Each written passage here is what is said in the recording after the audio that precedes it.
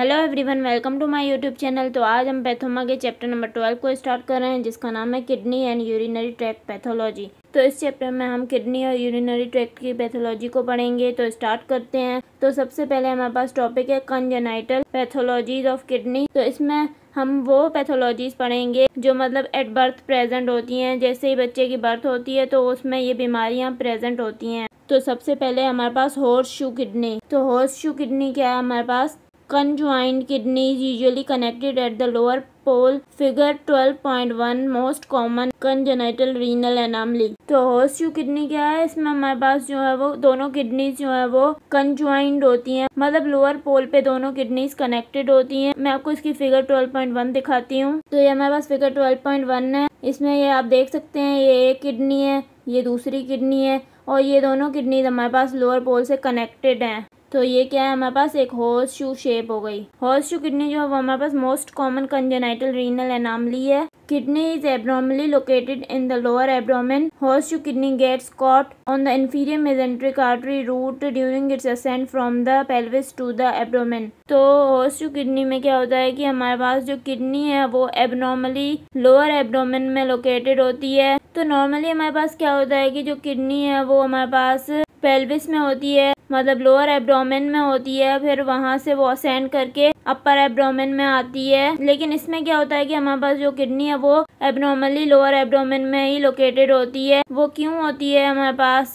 क्योंकि जब हमारे पास हॉर्सशू किडनी जो है वो असेंड कर रही होती है पेल्विस से एब्डोमेन में, तो उसको जो है वो हमारे पास इंफीरियर मेजेंट्रिक आर्टरी की रूट है वो पकड़ लेती है, इसलिए जो है वो हमारे पास अपर एब्डोमेन में नहीं आती और वो लोअर एब्डोमेन में ही रह जाती है। तो ये हमारे पास हॉर्सशू किडनी की डायग्राम है, ये आप देख सकते हैं। ये इंफीरियर मेजेंट्रिक आर्टरी है हमारे पास। अब आप देखें, ये इंफीरियर मेजेंट्रिक आर्टरी की जो रूट है, इसने जो है वो हॉर्सशू किडनी को यहाँ से पकड़ लिया है। इसलिए जब हॉर्सशू किडनी जो है वो पेल्विस से एब्डोमेन में असेंड कर रही होती है तो वो नहीं कर पाती, क्योंकि ये यहाँ से इसको इंफीरियर मेजेंट्रिक आर्टरी ने पकड़ लिया है, तो ये ऊपर नहीं जा पाती। ये देखिए हमारे पास हॉर्सशू शेप इस तरह होती है। तो हमने हॉर्सशू किडनी को पढ़ लिया। अब हमारे पास दूसरा टॉपिक है रीनल एजेनेसिस। तो रीनल एजेनेसिस क्या है हमारे पास? एब्सेंट किडनी फॉर्मेशन में भी यूनिलेटरल और बायलेटरल। रीनल एजेनेसिस में क्या होता है कि किडनी फॉर्मेशन नहीं होती, मतलब एक किडनी नहीं बनती या दोनों किडनीज नहीं बनती। अगर एक किडनी नहीं बनती तो उसको हम बोलते हैं यूनिलेटरल रीनल एजेनेसिस, और अगर दोनों नहीं बनती तो हम बोलते हैं bilateral renal agenesis. Unilateral agenesis leads to hypertrophy of the existing kidney, hyperfiltration, increases risk of renal failure later in life. तो यूनिलेटरल एजेनेसिस में क्या होता है कि हमारे पास एक किडनी एब्सेंट होती है लेकिन दूसरी किडनी तो प्रेजेंट होती है। तो जो दूसरी किडनी होती है उसकी क्या हो जाती है? हाइपरट्रॉफी हो जाती है। तो दूसरी किडनी हाइपरट्रॉफी करके क्या करती है? जो किडनी एब्सेंट है उसके काम को कंपनसेट करने की कोशिश करती है, ज्यादा हाइपर फिल्ट्रेशन करती है। फिर क्या होता है कि ज्यादा हाइपर फिल्ट्रेशन की वजह से जो है वो हमारे पास रीनल फेलियर का रिस्क इंक्रीज हो जाता है आगे जाके लाइफ में। मतलब एक किडनी है वो इतना ज्यादा काम करेगी तो आगे जाके जिंदगी में वो भी फेल हो सकती है। Bilateral agenesis leads to oligohydramnios with lung hypoplasia, flat face with low set ears and developmental defects to the extremities. Potter sequence figure 12.2 incompatible with life.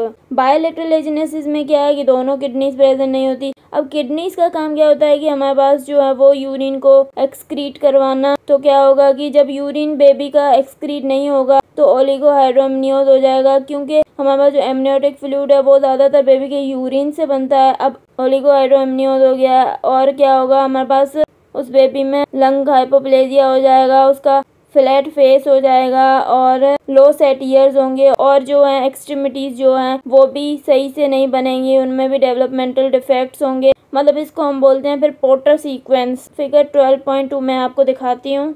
ये हमारे पास फिगर 12.2 है, ये हमारे पास पोर्टर सीक्वेंस है। ये आप देख सकते हैं फ्लैट फेस है, ये लो सेट ईयर्स हैं, ये एक्सट्रीमिटीज जो है वो सही से डेवलप नहीं हुई हैं और इसके साथ लंग हाइपोप्लेजिया भी होता है।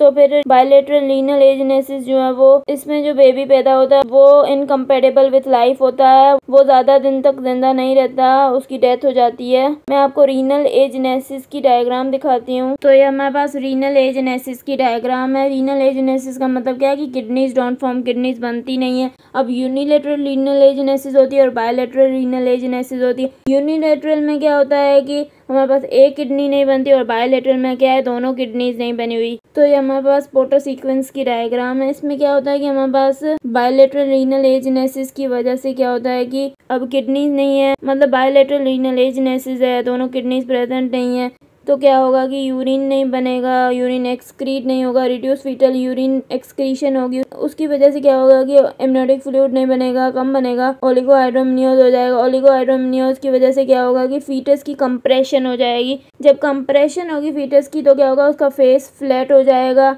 उसके ईयर्स जो हैं वो लो सेट होंगे। तो इस पूरे फेस को क्या बोलते हैं हम, पोर्टर फेशिस। इसमें क्या होता है कि हमारे पास लो सेट ईयर्स होते हैं, बीक्ड नोज होता है, ये देखें, प्रोमिनेंट एपिकेंथिक फोल्ड और डाउनवर्ड स्लैंट टू आईज होती हैं, पल्मोनरी हाइपोप्लेजिया होता है जिसकी वजह से क्या होता है, रेस्पिरेटरी फेलियर होता है, लिम्ब की डिफॉर्मिटीज होती हैं। तो ये सारी चीज़ें होती हैं हमारे पास पोर्टर सीक्वेंस में। तो पोर्टर सीक्वेंस वाले बच्चे हमारे पास इनकम्पेटेबल टू लाइफ होते हैं, मतलब ये बच नहीं पाते। आई होप कि आपको इस डायग्राम से समझ में आ गया होगा। तो ये हमने 2 कंजेनाइटल एनोमलीज किडनी की पढ़ ली हैं। अगर आपको मेरा लेक्चर पसंद आया तो प्लीज़ मेरे चैनल को सब्सक्राइब करें, लाइक करें और बेल आइकन को प्रेस करें। Thank you.